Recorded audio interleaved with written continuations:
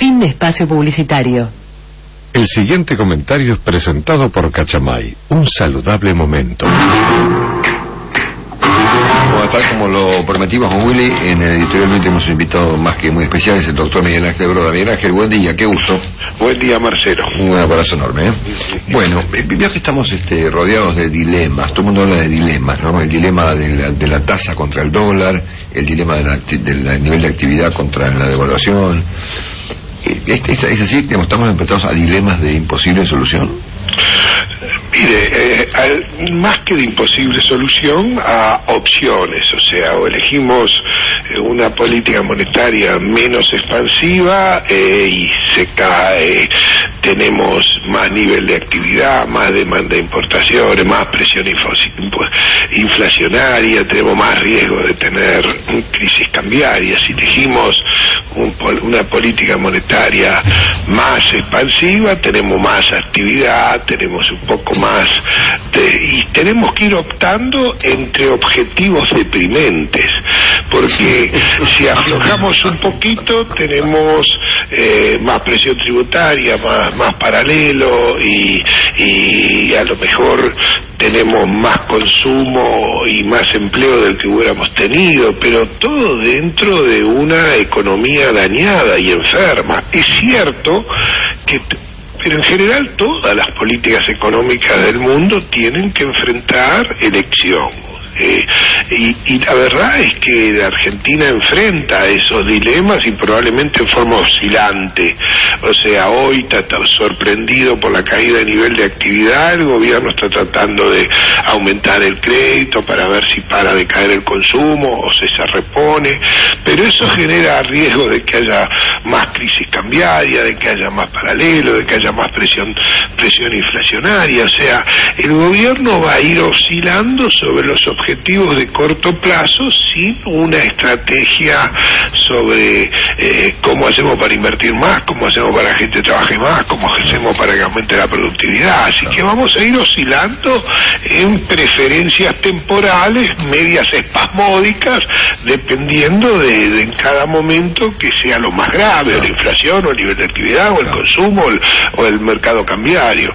Uno de estos dilemas, Miguel, tiene que ver con el tema del dólar y la tasa de inflación. Esto es, puesto de otro modo, si es sostenible el dólar a cerca de 8 pesos con una tasa de inflación que anda por el 2 y algo o por donde ande. Mire, el gobierno la verdad es que el gobierno ha puesto la política económica al servicio de la estrategia política de mantener poder hasta diciembre del 2015 y generar para después la mayor cantidad de poder para después del 2015. Y en ese objetivo la economía necesita llegar a diciembre del 15 sin haber generado una crisis macroeconómica, porque las crisis macroeconómicas evaporan el poder político. En ese contexto va a ir ajustándose. En enero la prioridad era evitar la crisis cambiaria, perdimos casi 3.000 millones de dólares en un mes, tuvimos días de pérdida de más de 200 al final de enero, y ahí la prioridad era eso.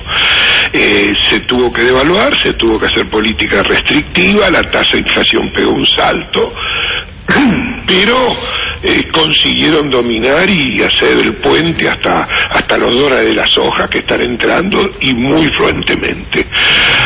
Ahora, de acá en adelante están más preocupados con el nivel de actividad, así que la tasa de inflación no va a bajar, la tasa tampoco tiene un objetivo. El gobierno con la tasa de inflación que tenía antes de la crisis cambiaria está feliz, maximiza los recursos reales que trae de la emisión monetaria, está preocupado del 37, 38 que tenemos ahora, y probablemente volvamos a 2,5 por mes de tasa de inflación.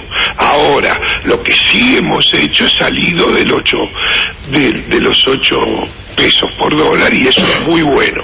O sea, vamos a devaluar probablemente parecido a la tasa de inflación, pero la tasa de inflación va a mantenerse muy alta. el dólar va a depender básicamente de qué restricción monetaria tengamos. O sea, el dólar no es el dólar, es cuántos pesos sobran. Si emitimos muchos pesos, va a haber más caro el dólar. Sí, vamos a ir fluctuando y oscilando sobre prioridades transitorias. Ahora, Miguel Ángel, Willy Cohen, buen día. ¿Cómo estás, Willy? Muy bien, muy bien. Ese es un poco lo que también dijo Axel Kicillof últimamente, ¿no es cierto? Cuando el ministro dijo no vamos a hacer una nueva mega devaluación y algunas otras señales, da la sensación de que Cristina quiere ajustar lo menos posible y al mismo tiempo devaluar lo menos posible. La pregunta es si en este contexto y con una inflación arriba del 35% anual, se puede ir piloteando, digamos. Es decir, ¿es posible pilotear una devaluación ordenada de aquí hasta el final de mandato de Cristina?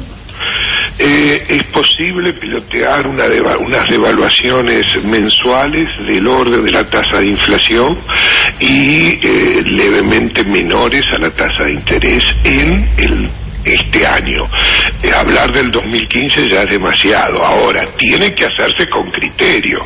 Cuando lo hicieron en noviembre y diciembre, que devaluaban al 7 por mes, agravaron la crisis. A mí me parece muy bueno de haber salido del tipo de cambio fijo en los últimos 5 días. Espero que continúe.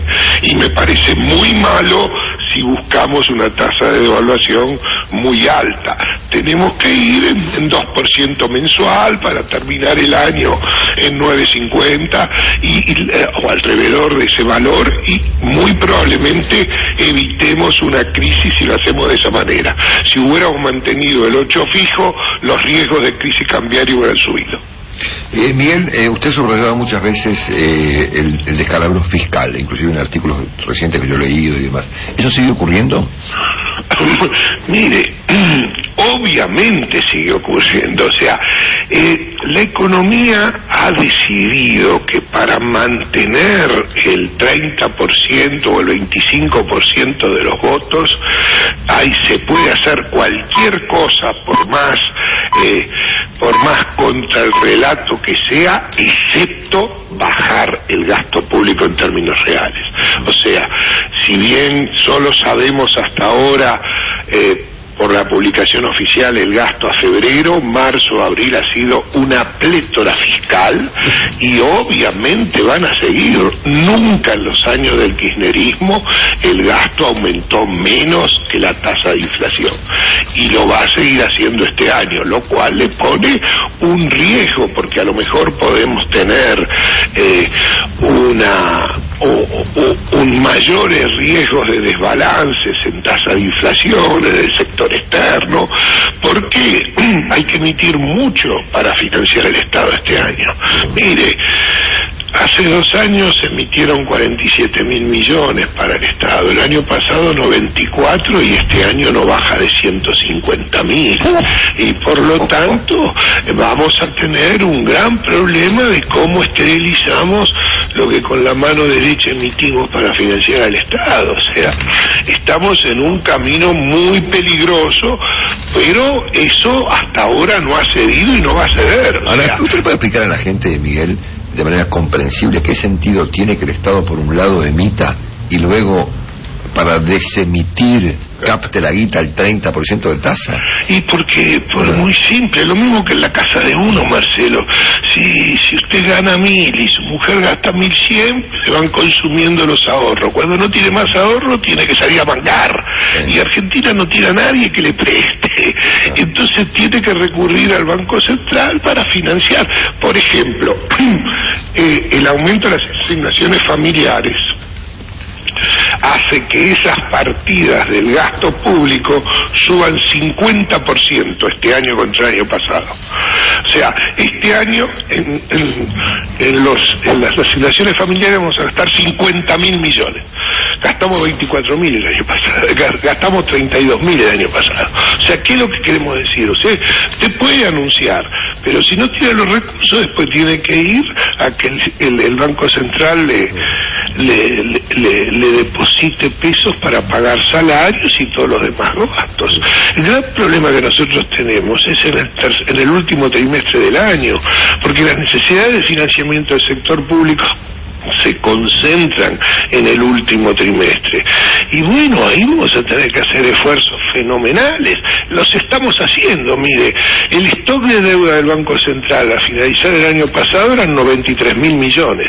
Ya tenemos 153.000 y vamos a tener más de 200.000, porque tenemos que colocar deuda, porque si no, la expansión monetaria es de tal magnitud que la tasa de inflación se va para arriba y los desequilibrios de las expectativas de la gente. O sea, ahora, Miguel Ángel, con esta dinámica, digamos, ¿cuál es en definitiva la herencia, que es un tema que se empezó a discutir mucho ahora, cuál es la herencia que deja Cristina al próximo, digamos?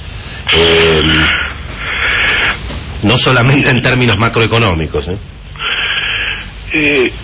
La preocupación oficialista es conservar poder después de las elecciones del año que viene, para lo cual tiene que evitar crisis macroeconómica, pero obviamente no está preocupado ni va a realizar ninguna reforma estructural macro que cambie una Argentina que va a tener muchísimos problemas de para adelante, porque depende de financiación. Hemos perdido la independencia del Banco Central, hay que domar el gasto público. El gasto público pasó de 29 puntos del PBI a 47 en estos últimos 10 años. Y la verdad es que tenemos una altísima presión tributaria, igual no alcanza. Tenemos que volver a ser país normal. Ser país normal requiere reestructurar macroeconómicamente Argentina en una tarea que a esta altura da la sensación que los equipos económicos de los presidenciables están minimizando. Tenemos que ir al mundo, tenemos que hacer acuerdos de libre comercio, tenemos que reestructurar los dos desastres de política agrícola y política energética que hemos hecho, tenemos que aplicar para que nos dejen entrar al mundo de nuevo. Y eso es una tarea larguísima en un contexto donde hay que volver a la independencia del Banco Central y hay que volver a tener déficits menores fiscales financiados como el resto del mundo. Es el único país del mundo donde el agujero fiscal se financia emitiendo dinero. Es inconcebible a esta altura del mundo que eso suceda.